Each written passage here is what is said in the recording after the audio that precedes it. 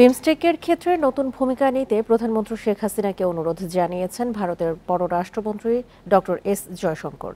দিল্লিতে প্রধানমন্ত্রী শেখ হাসিনার সাথে সৌজন্য সাক্ষাতে এই অনুরোধ জানান তিনি। সকালে দিল্লিতে বৈঠকে বসবেন প্রধানমন্ত্রী শেখ হাসিনা ও ভারতের প্রধানমন্ত্রী নরেন্দ্র মোদি। 2 দিনের রাষ্ট্রীয় সফরে শুক্রবার বিকেলে নয়াদিল্লি পৌঁছান প্রধানমন্ত্রী শেখ হাসিনা। প্রধানমন্ত্রী ও তার সফর সঙ্গীদের স্বাগত জানান ভারতের প্রতিনিধি দল এবং বাংলাদেশের হাইকমিশনার। সফরের প্রথম দিন দিল্লিতে শেখ হাসিনার সাথে সাক্ষাৎ করেন ভারতের পররাষ্ট্রমন্ত্রী ডক্টর এস জয়শঙ্কর। বৈঠকে দুই দেশের সম্পর্ককে আরও উচ্চতায় নেয়ার বিষয়ে আলোচনা হয়। দুই দেশের যৌথ অসমাপ্ত প্রকল্প নিয়েও আলোচনা হয়। বাংলাদেশের যোগাযোগ ও জ্বালানি খাতে আগ্রহ দেখিয়েছে ভারত। ডক্টর জয়শঙ্কর যেটা বলেছেন যে গত 10 বছরে বাংলাদেশ ভারতের সম্পর্কে এমন একটি উচ্চতায় গিয়েছে, যেই উচ্চতাকে আরো নতুন একটা অধ্যায় নিয়ে যেতে চাই, সেটা হচ্ছে যে ট্রেডের ক্ষেত্রে। এরপরই ভারতের ব্যবসায়ীদের সাথে বৈঠকে বসে বাংলাদেশের ব্যবসায়ী প্রতিনিধিরা। প্রধানমন্ত্রীর বেসরকারি শিল্প ও বিনিয়োগ উপদেষ্টা সালমান এফ রহমান জানান, তথ্য প্রযুক্তি খাতে বাংলাদেশের সাথে কাজ করতে চায় ভারত। নেবার্স কাম ফার্স্ট, ওনাদেরকে মাননীয় প্রধানমন্ত্রী বলেছেন যে তোমরা আসো, বাংলাদেশে বিনিয়োগ করো। আমাদের কিছু সমস্যাগুলি আছে, বিশেষ করে নন ট্যারিফ ব্যারিয়ারগুলি নিয়ে, ওটা সম্বন্ধে আমরা বলেছি। প্রধানমন্ত্রীর 2 দিনের সফরে বাণিজ্য, যোগাযোগ, নিরাপত্তা সহ 10টি চুক্তি ও সমঝোতা সই হতে পারে। আলোচনা হতে পারে তিস্তা ইস্যুতে। সুলতানা জাহান মিতু, ইন্ডিপেন্ডেন্ট নিউজ, ঢাকা। আওয়ামী লীগের বিরুদ্ধে ঢালাওভাবে দুর্নীতির অভিযোগ আনা হচ্ছে বলে মন্তব্য করেছেন দলের সাধারণ সম্পাদক ওবায়দুল কাদের। শুক্রবার দুপুরে রাজধানীতে 75তম প্রতিষ্ঠা বার্ষিকীর শোভাযাত্রার আগে তিনি বলেন, এসব সরকার হটানোর চক্রান্ত কিনা তা খতিয়ে দেখা হবে। 75তম প্রতিষ্ঠা বার্ষিকী উপলক্ষে শোভাযাত্রায় যোগ দিতে শুক্রবার দুপুর থেকেই ইঞ্জিনিয়ার্স ইনস্টিটিউশনের সামনে জড়ো হন সর্বস্তরের আওয়ামী লীগ নেতাকর্মীরা। নেতাকর্মীদের হাতে ছিল জাতীয় পতাকা, ব্যানার এবং প্ল্যাকার্ড। এ সময় মিছিলে স্লোগানে মুখর হয়ে ওঠে চারপাশ। এই বাংলাদেশের মানুষের সাথে বাংলাদেশ আওয়ামী লীগ অঙ্গাঙ্গিভাবে জড়িত, তাদের রক্তের সাথে বাংলাদেশ আওয়ামী লীগ জড়িত। জননেত্রী শেখ হাসিনা না থাকলে আমরা এই উন্নত বাংলাদেশ আমরা পেয়েছি, স্মার্ট বাংলাদেশ পেয়েছি, এটা কিন্তু আমরা পেতাম না। বাংলাদেশের ঐতিহ্যবাহী দলটির 7.5 দশকের দীর্ঘ যাত্রাকে স্মরণীয় করে রাখতে ঢাক ঢোল বাজিয়ে শুরু হয় আনন্দ উদযাপন। বাংলাদেশের সার্বিক উন্নয়নে যে অগ্রযাত্রা আছে, আওয়ামী লীগের নেতৃত্ব হচ্ছে, বাংলাদেশের মানুষ আজকে অত্যন্ত খুশি। বঙ্গবন্ধুর গড়া, নিজ হাতের গড়া এই সংগঠন জননেত্রী শেখ হাসিনার হাত ধরে এগিয়ে যাচ্ছে। শেখ হাসিনার নেতৃত্বে আমাদের বাংলাদেশ ডিজিটাল থেকে স্মার্টতর বাংলাদেশের দিকে এগিয়ে যাচ্ছে। শোভাযাত্রার আগে সংক্ষিপ্ত সমাবেশে দলের সাধারণ সম্পাদক বলেন, আওয়ামী লীগের মূল শক্তি দেশের জনগণ। আওয়ামী লীগের বিরুদ্ধে অপপ্রচার ও পুলিশকে ঢালাওভাবে আক্রমণ করা হচ্ছে বলে অভিযোগ করেন ওবায়দুল কাদের।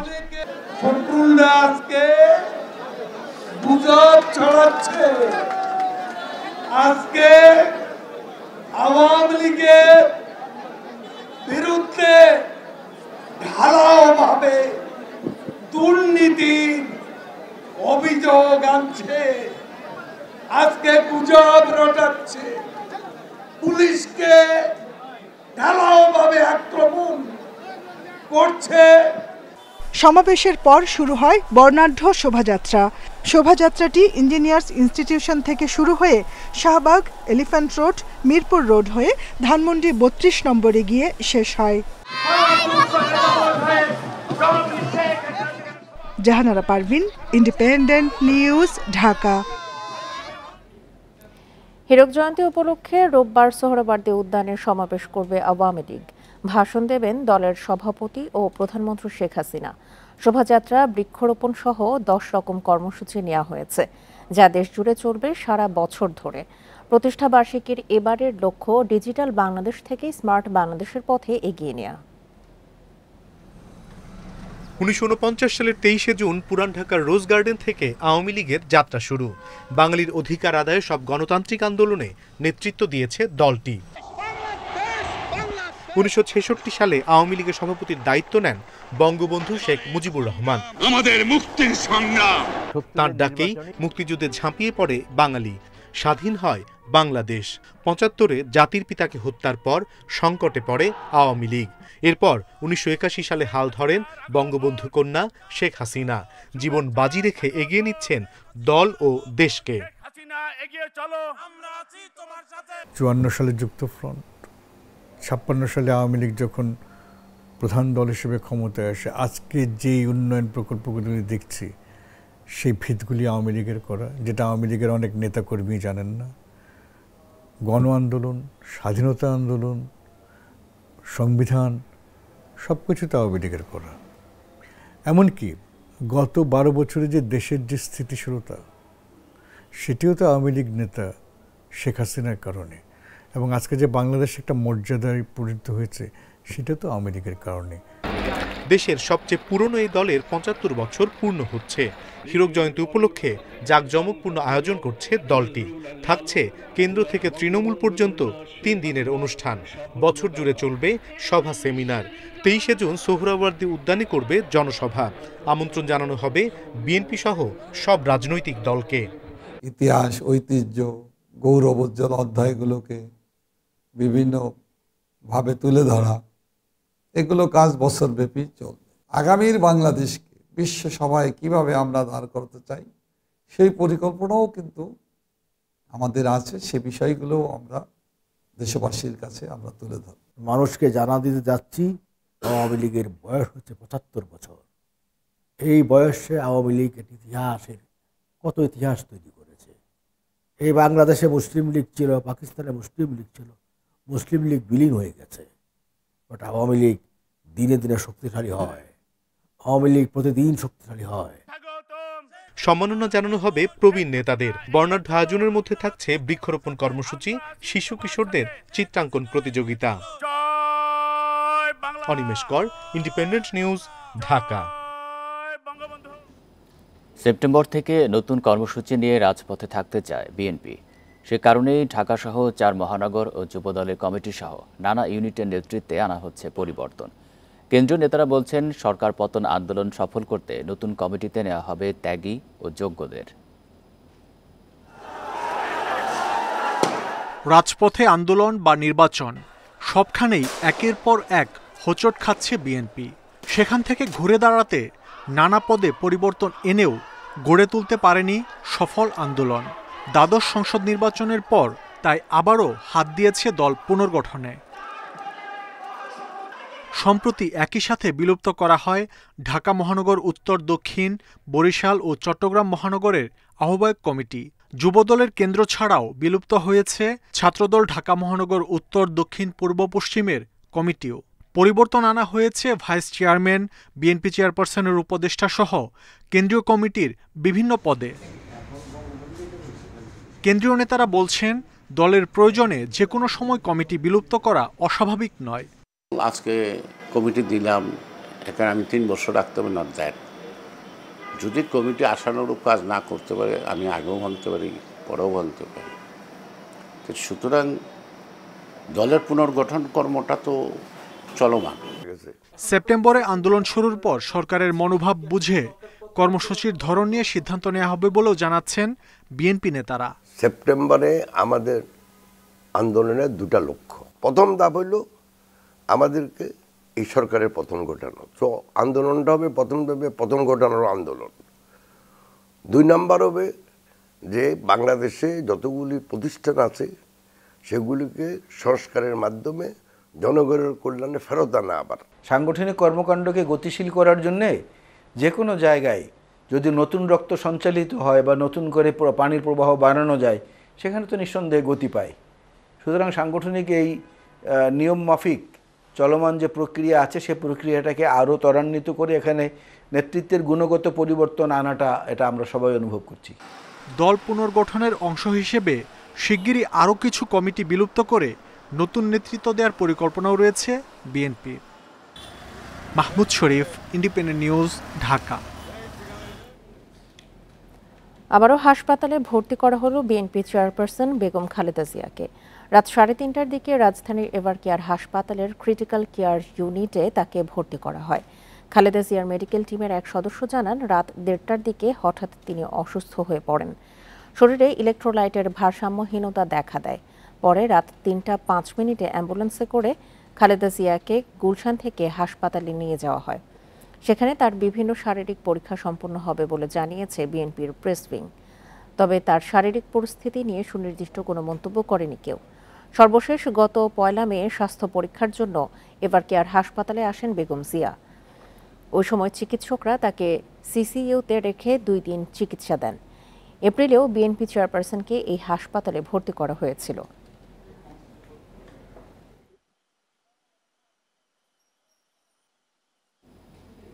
ফেনীতে উপজেলা পরিষদ নির্বাচনে 5 উপজেলায় 18 জন প্রার্থী জামানত হারিয়েছেন, যা জেলার নির্বাচনের ইতিহাসে রেকর্ড। এই ঘটনায় জেলা জুড়ে ছড়িয়েছে চাঞ্চল্য। সচেতন মহলের দাবি, নির্বাচন প্রতিযোগিতাপূর্ণ হয়নি, জনগণের সাথে বেশিরভাগ প্রার্থীর সম্পৃক্ততা ছিল না। ফেনীর ছাগলনাইয়াতে প্রথমবারের মতো উপজেলা চেয়ারম্যান হয়েছেন মিজানুর রহমান মজুমদার। ৪৯,৯২১ ভোট পেয়ে জয় পেয়েছেন। তার নিকটতম প্রতিদ্বন্দ্বী শহীদুল্লাহ মজুমদার পেয়েছেন ১,৩৪৯ ভোট, হারিয়েছেন তার জামানত। যারা প্রতিদ্বন্দ্বী ছিল, প্রতিদ্বন্দ্বী প্রার্থীদের ভিতরে একজন তো ঢাকায় থাকতেন, এলাকার সাথে যোগাযোগ ছিল না দীর্ঘদিন, হঠাৎ করে আসার কারণে হয়তো উনি ভোট পায়নি। আরেকজন যিনি আসেনও, উনি কেন পান না আমি জানি না, হয়তো ওই এখানে ওনার যোগাযোগ বা কমিউনিকেশন বা আদার্স মানুষের কাছে যাওয়াটা দুর্বল ছিল। ফেনীর 5 উপজেলায় চেয়ারম্যান, ভাইস চেয়ারম্যান ও মহিলা ভাইস চেয়ারম্যান পদে জামানত হারিয়েছেন 30 প্রার্থীর 18 জন। এত কম ভোট পাওয়াকে মানতে পারছেন না পরাজিত প্রার্থীরা। একটা কেন্দ্রে আমার নিজের 65 জন আমার পারিবারিক লোক গিয়ে ভোট দিচ্ছে, সেখানে আমাকে ভোট দিল কত? 15টা। তাহলে বাকি সব অবস্থা থেকে আমার দলীয় লোক ছিল, কম বেশ হতে পারে, কিন্তু জামানত বাজেয়াপ্ত হওয়ার মতন পরিস্থিতি আমার ছিল না। সচেতন মহলের দাবি, মানুষের নির্বাচনের আগ্রহ কম ছিল। এছাড়া বেশিরভাগ প্রার্থী অপরিচিত মুখ ও ভোট প্রতিযোগিতাপূর্ণ হয়নি। ভোটের যে পরিবেশ, সে পরিবেশ ভোটারদের মন মতো হয় নাই, বিধায় ভোটাররা যাচ্ছে না, এবং ইলেকশন কমিশন এটার জন্য আন্তরিকভাবে কোনো কাজ করেছে এটা মানুষের চোখে পড়ে না। এই জন্য মানুষ ওই ইলেকশন কেন্দ্রিক কোনো চিন্তা চেতনা উৎসাহ নাই। জেলার 5টি উপজেলায় ভোট দিয়েছেন 5,24,380 জন ভোটার। Independent news. ঝিনাইদহ 4 আসনের সংসদ সদস্য আনোয়ারুল আজিম আনার হত্যাকাণ্ডে অভিযুক্ত জিয়াদ হাওলাদারকে আবারও 14 দিনের জন্য জেল হেফাজতে পাঠিয়েছে আদালত। শুক্রবার পশ্চিমবঙ্গের উত্তর 24 পরগনা জেলার বারাসত জেলা ও দায়রা আদালত এই নির্দেশ দেয়। তবে এদিন আদালতে সশরীরে হাজিরা দেননি অভিযুক্ত জিহাদ। দমদমের কেন্দ্রীয় কারাগার থেকে ভিডিও কনফারেন্সে আসামির বক্তব্য শুনে পরবর্তী হাজিরার দিন ধার্য করেন চিফ জুডিশিয়াল ম্যাজিস্ট্রেট শুভঙ্কর বিশ্বাস। 5 জুলাই আবারও তাকে আদালতে তোলা হবে। 23 মে জিহাদকে পশ্চিমবঙ্গের বনগাঁ থেকে গ্রেপ্তার করে সিআইডি। এরপর 2 দফায় 14 দিনের সিআইডি হেফাজতের নির্দেশ দেয় আদালত।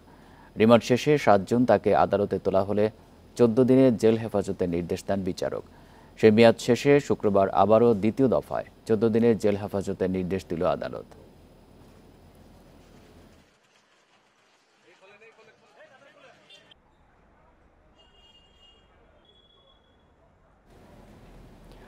পুলিশের কনস্টেবল পদে চাকরি করেই কোটিপতি জয়পুরহাটের মেহেদী হাসান। তার এমন আঙুল ফুলে কলা গাছ বনে যাওয়া নিয়ে কানাঘুষা চলছে স্থানীয়দের। এরই মধ্যে তার জ্ঞাত আয় বহির্ভূত সম্পদের অনুসন্ধানে মাঠে নেমেছে দুদক। অনিয়মের প্রমাণ পেলে ব্যবস্থা নেওয়ার আশ্বাস পুলিশের ঊর্ধ্বতন কর্মকর্তাদের। জয়পুরহাটের মেহেদী হাসান 2006 সালে কনস্টেবল হিসেবে যোগ দেন পুলিশে। এরই মধ্যে প্রায় কোটি টাকার সম্পদ গড়েছেন তিনি। স্থানীয়রা বলছেন, চাকরি পাওয়ার পরই শুরু হয় মেহেদীর পরিবর্তন। কয়েক বছরেই গ্রামে তুলেছেন পাকা বাড়ি, কিনেছেন ধানি জমি, ক্ষমতার দাপটও চোখে পড়ার মতো। না, পুলিশ কনস্টেবল হয়ে এত টাকা পায় কোথায়, কিভাবে এলা জমি কিনে? 15 বিঘার মতো জমি কিনছে, একটা বাড়ি করছে। ওই মেহেদী বললে প্রলোভন দিয়ে নিয়ে যায়, টাকা হয়েছে, জমি দেখেছেন কত বেশি লিখে নিয়ে ওই জমি নিয়ে দিছে, আমাদের দেয়নি, আমাদের ফাঁকে দিছে। বন্ধের দিনে সে সাব রেজিস্ট্রারে বাড়িতে তার আত্মীয়র বাড়িতে উঠায় নিয়ে আসে, সে রেজিস্ট্রি করে 82 লক্ষ টাকা দিয়ে। এরই মধ্যে মেহেদীর জ্ঞাত আয় বহির্ভূত সম্পদের খোঁজে মাঠে নেমেছে দুদক। অভিযোগ রয়েছে মেহেদী হাসানের নামে মোট 91,24,254 টাকার স্থাবর ও অস্থাবর সম্পদ রয়েছে। ঋণ রয়েছে 9,30,870 টাকার। কমিশনের অনুমোদন ক্রমে সেটা আমরা এখানে অনুসন্ধান করি। অনুসন্ধান করার পর তার 62 লাখ টাকা সম্পদের, বৈধ সম্পদের সাথে 62 লাখ টাকা আমরা জ্ঞাত আয় বহির্ভূত সম্পদের তথ্য পাই এবং বর্তমানে মামলাটি আমাদের এখানে তদন্তাধীন আছে। যে কোনো পুলিশ সদস্যের বিরুদ্ধে অনিয়মের প্রমাণ পেলে ব্যবস্থা নেওয়ার আশ্বাস কর্মকর্তাদের। আইন যেটা আছে আইন অনুযায়ী তার অনুসন্ধান চলবে এবং আইনের দোষী সাব্যস্ত হলে তার পরবর্তী যে পদক্ষেপ আছে সেগুলো কর্তৃপক্ষ নেবে তার বিরুদ্ধে। আলোচিত মেহেদী হাসান নাটোর জেলা পুলিশ সুপার কার্যালয়ে কর্মরত। Mustafizur Rahman, independent news, Rajshahi.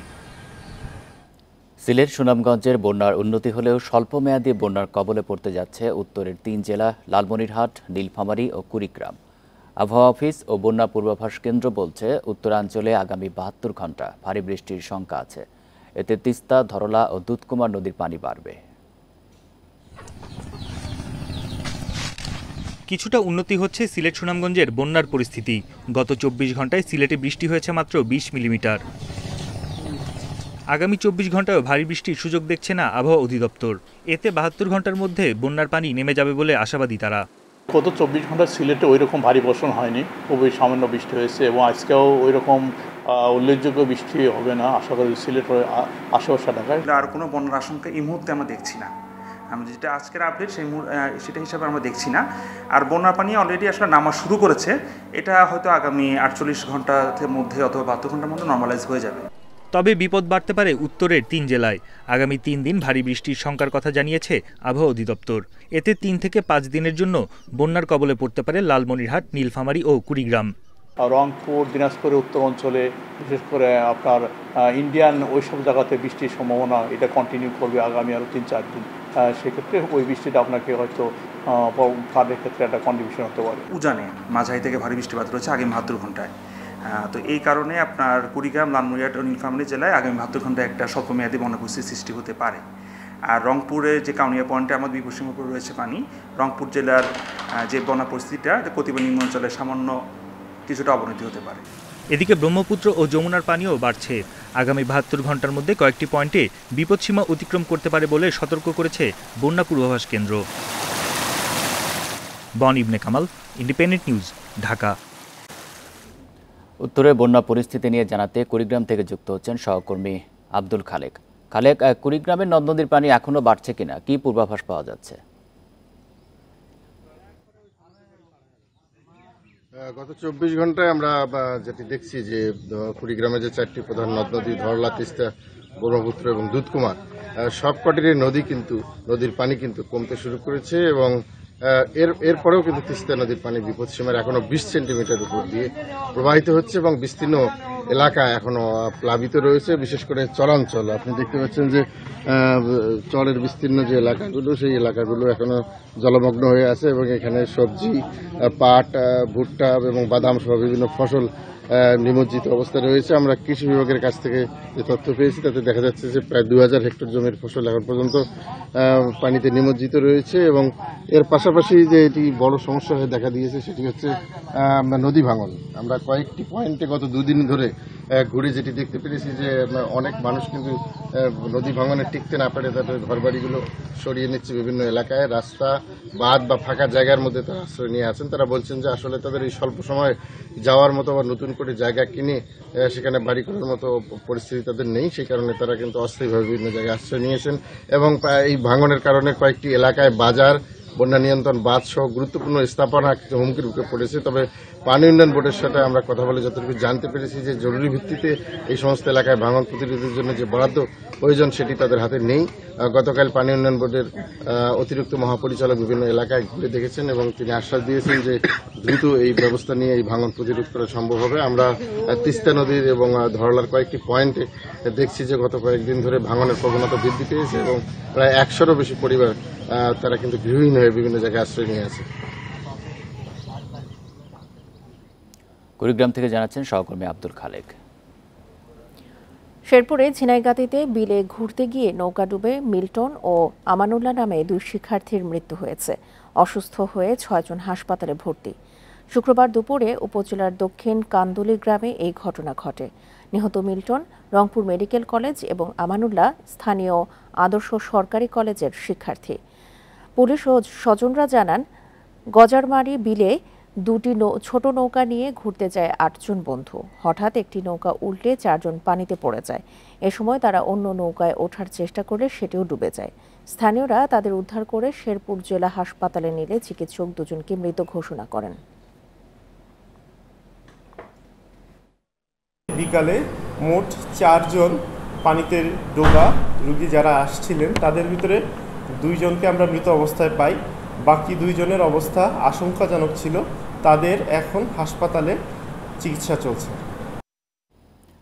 ফরিদপুর সদরে বিষধর রাসেলস ভাইপার সাপের কামড়ে হোসেন ব্যাপারী নামে এক কৃষকের মৃত্যু হয়েছে। শুক্রবার বেলা 11টার দিকে ফরিদপুর মেডিকেল কলেজ হাসপাতালে চিকিৎসাধীন অবস্থায় তিনি মারা যান। সদর উপজেলার নর্থ চ্যানেল ইউনিয়নের সাবেক ইউপি সদস্য হেলাল উদ্দিন জানান, বৃহস্পতিবার দুপুরে পদ্মার দুর্গম চরে রাসেলস ভাইপারের কামড়ে অসুস্থ হয়ে পড়েন হোসেন ব্যাপারী। তাকে হাসপাতালে ভর্তি করার পর সেখানে চিকিৎসাধীন অবস্থায় মারা যান তিনি। এদিকে পাশের ডিক্রিরচর ইউনিয়নে 2 দিনে 2টি রাসেলস ভাইপার সাপ পিটিয়ে মেরেছে গ্রামবাসী। পবিত্র হজ পালন শেষে দেশে ফিরতে শুরু করেছেন হাজিরা। শুক্রবার ভোরে প্রথম ফ্লাইটে ফেরেন 417 জন। দিনভর 10টি ফ্লাইটে দেশে ফিরেছেন 4000 হাজি।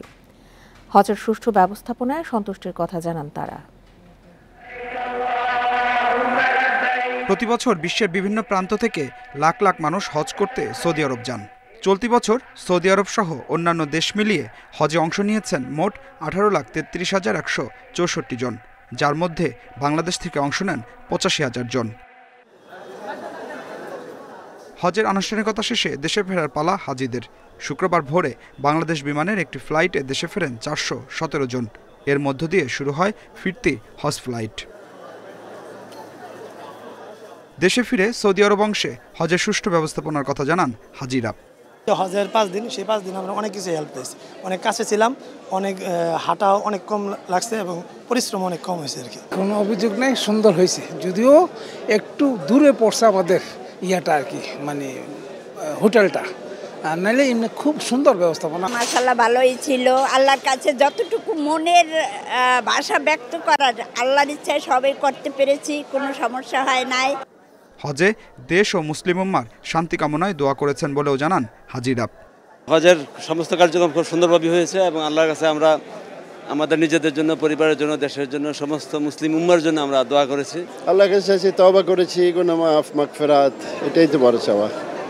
আলহামদুলিল্লাহ খুবই সুন্দর হয়েছে সবকিছু। সবার জন্য ক্ষমা চেয়েছি। আল্লাহ তুমি সবাইকে ক্ষমা করো, যারা আসছে সারা পৃথিবীর মুসলমান, তুমি তাদের হজ কবুল করো, এইটাই আমার চাওয়া ছিল।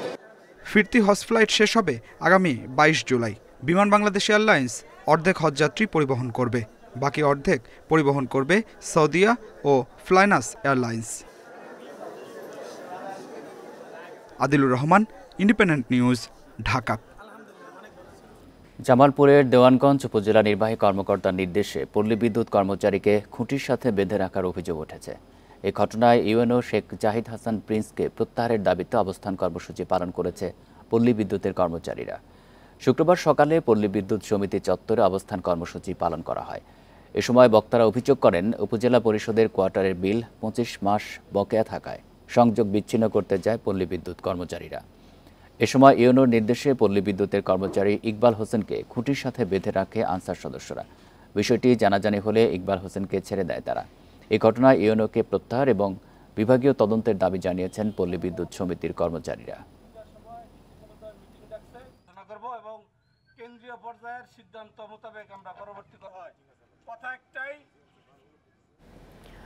সুইস ব্যাংকে বাংলাদেশিদের আমানত নেমে এসেছে 234 কোটি টাকায়। 2022 সালের তুলনায় 2023 সাল শেষে কমার হার প্রায় 68%। সুইস ন্যাশনাল ব্যাংকের বার্ষিক আর্থিক প্রতিবেদনে উঠে এসেছে এই তথ্য।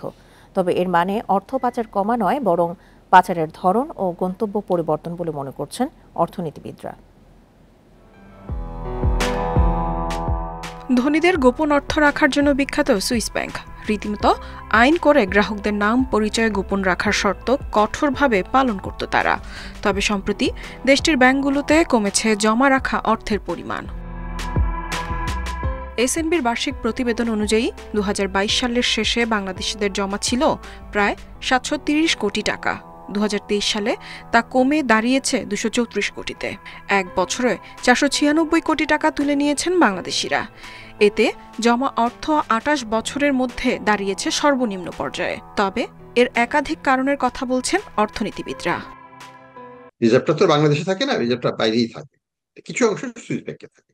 তো সেই টাকাটা কমে থাকতে পারে, কারণ আমাদের তো রিজার্ভ কমে গেছে প্রবাসী, সেটা একটা সাথে সঙ্গতিপূর্ণ। বাংলাদেশের রিজার্ভ কমেছে, বিক্রি হয়েছে রিজার্ভটা, তো বিক্রি হলে কোথা থেকে নিবে? কিছু অংশ হয়তো ফেডারেল রিজার্ভ থেকে নিচ্ছে, কিছু অংশ হয়তো সুইস ব্যাংকের থেকে কমানো হয়েছে, এটা খুবই সম্ভব। পাশাপাশি আমানতের ক্ষেত্রে আগে যে গোপনীয়তা সুইস ব্যাংকগুলো রক্ষা করত, এখন আর তা নেই। সে কারণে দুবাই সহ মধ্যপ্রাচ্য, দক্ষিণ পূর্ব এশিয়া ও পূর্ব ইউরোপের দেশে পাচার ও বিনিয়োগ বাড়ছে। সেভাবে নির্ভরযোগ্য ব্যাংক নয় তারা, কিন্তু সরকারিভাবে তথ্য চাইলে সরকার সেই তথ্য দিয়ে দেয়। আমি টাকাটা রাখবো দুবাইতে, আমি টাকা রাখবো সিঙ্গাপুরে, আমি টাকা রাখবো বাড়িঘর কিনে ফেলবো লন্ডনে। সুইস কেন্দ্রীয় ব্যাংকের তথ্য অনুযায়ী সুইজারল্যান্ডের ব্যাংকে শুধু বাংলাদেশি নয়, কমেছে ভারত, পাকিস্তান, সিঙ্গাপুর ও নেপালের নাগরিকদেরও অর্থ। ইফাতারা, ইন্ডিপেন্ডেন্ট নিউজ। সুন্দরবনের মধু আহরণে বাংলাদেশ এগিয়ে থাকলেও এর ভৌগোলিক নির্দেশক সনদ জিআই পেয়েছে ভারত। এতে ক্ষুব্ধ সুন্দরবনের মধু সংগ্রহ ও বিপণন কাজে নিয়োজিতরা। এজন্য সরকারের সংশ্লিষ্ট দপ্তরের অবহেলাকে দুষছেন তারা। যদিও বন বিভাগ বলছে সুন্দরবনের খলিশা ফুলের মধুর জিআই সনদের জন্য আবেদন করবে তারা। 10,000 বর্গ কিলোমিটারের ম্যানগ্রোভ বন সুন্দরবন। বাংলাদেশ অংশে পড়েছে 6,517 বর্গ কিলোমিটার, বাকিটা ভারতে। শুধু আয়তনে নয়, বন থেকে মধু সংগ্রহেও এগিয়ে বাংলাদেশ। গত বছর 400 টন মধু আহরণ হয়েছে। একই সময় ভারতে আহরণ হয়েছে 157 টন। সব দিকে এগিয়ে থাকলেও পশ্চিমবঙ্গের বন উন্নয়ন কর্পোরেশনের আবেদনে জিআই পণ্য হিসেবে সুন্দরবনের মধুর জিআই সনদ পেয়েছে ভারত। আমরা গত বছরও প্রায় 4 লক্ষ কেজি মধু আমরা আহরণ করেছিলাম সুন্দরবন থেকে, প্রায় 4 লক্ষ কেজি। সুতরাং আমরা মনে করি যে প্রতিবেশী রাষ্ট্র যেটা আমাদের নিয়ে গেছে যে জিআইটা, এটা আমাদেরই প্রাপ্য। আমাদের না পাওয়ার কারণটা হচ্ছে এটাই যে আমাদের উপরে যে সংশ্লিষ্ট যারা মহল, যারা এটা নিয়ে কাজ করেন বা যারা সরকার সংশ্লিষ্ট আছেন, আমি মনে করি এটা তাদের কিছু গাফলতি আছে। মধু নিয়ে গবেষণা করা ব্যক্তিরা জানান, 1 বছর আগে বন বিভাগ, শিল্প মন্ত্রণালয় আর বিশ্ববিদ্যালয়ের গবেষকরা জিআই সনদের চেষ্টা করেছিলেন, তবে নানা কারণে তা ভেস্তে যায়।